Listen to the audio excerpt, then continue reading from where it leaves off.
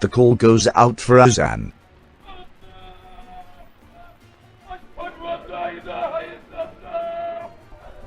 And all pious Muslims gather around the mosque for prayer. No, this is not some mountainside village in Turkey or a bazaar in Syria. This is Alabama.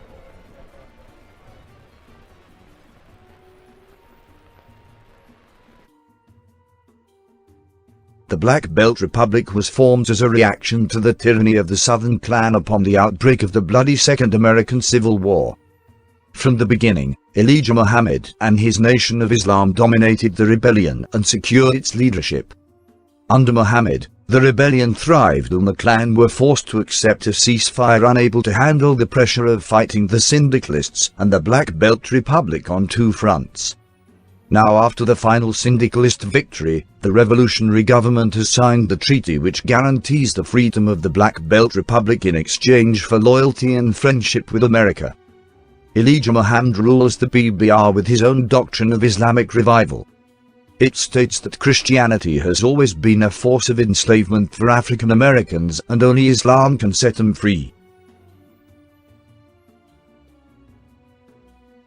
Traditional Islamic gender roles have been affixed on society by the new regime. Men are expected to work on the fields or on jobs to provide for their family, while women are expected to cook, clean and take care of the children. However, to bolster the economy, a woman is permitted to accompany her man in the field provided that no other man is present to preserve her honor.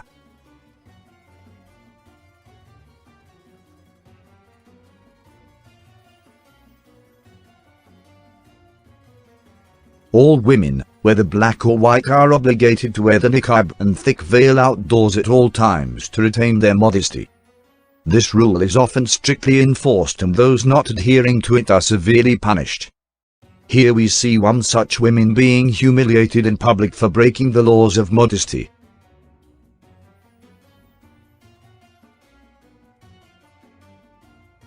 Under the Nation of Islam, all farms and other agricultural initiatives have been communalized and citizens are expected to work together to reap what they sow.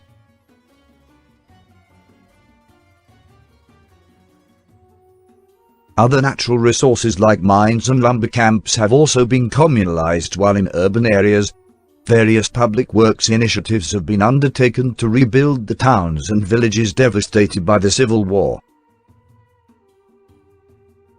Here we see one such public works initiative in action. Volunteers rebuilding a shop that had been bombed in wartime.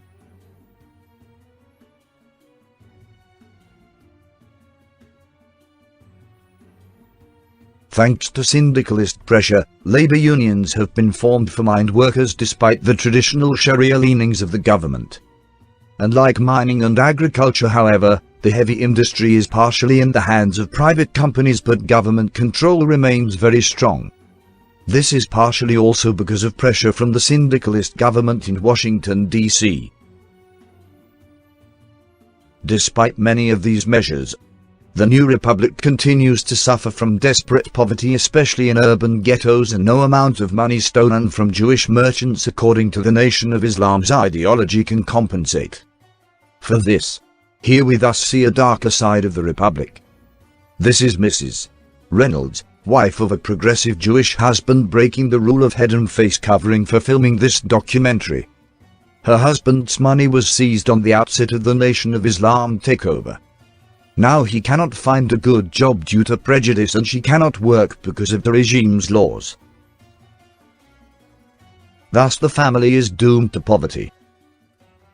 Lastly, we see a glimpse at the education policies of the Black Belt Republic.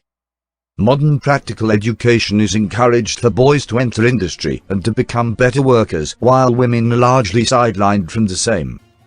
At younger ages, however, Islamic education is compulsory and young boys often join a madrasa because it's free by government decree. Thus in the BBR we see a unique reaction to years of oppression. Whether the new state shall survive and thrive for years to come remains to be seen.